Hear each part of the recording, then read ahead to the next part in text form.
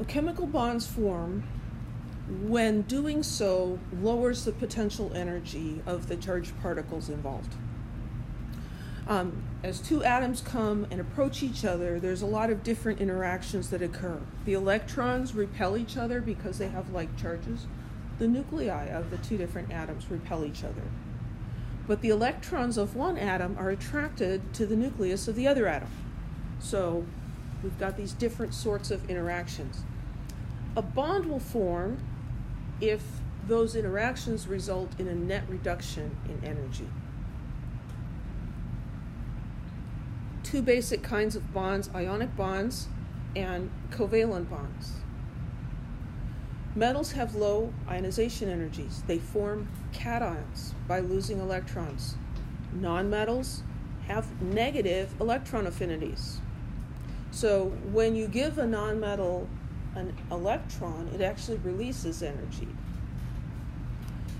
So what happens between a metal and a nonmetal is that the metal transfers electrons to the nonmetal. Then we have oppositely charged ions, and those are attracted to each other.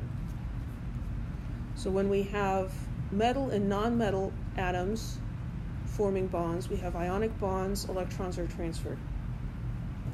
When we have two nonmetals reacting, they're going to form a covalent bond in which the electrons are shared. And then there are bonds between metals. So metal and metal interacting, those are called metallic bonds, and those are really weird. The electrons are pooled. We'll talk briefly about what that is. So the covalent bond, this happens between nonmetals. Electrons get shared.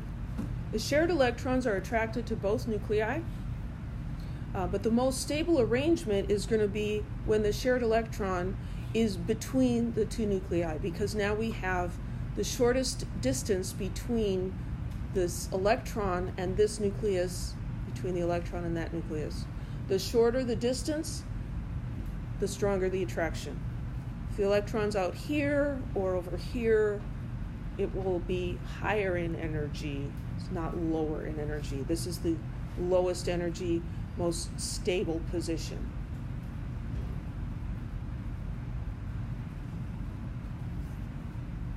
Then metallic bonding.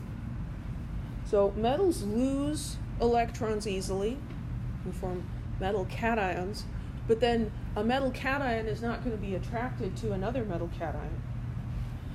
The simplest way to describe this is using the electron C model.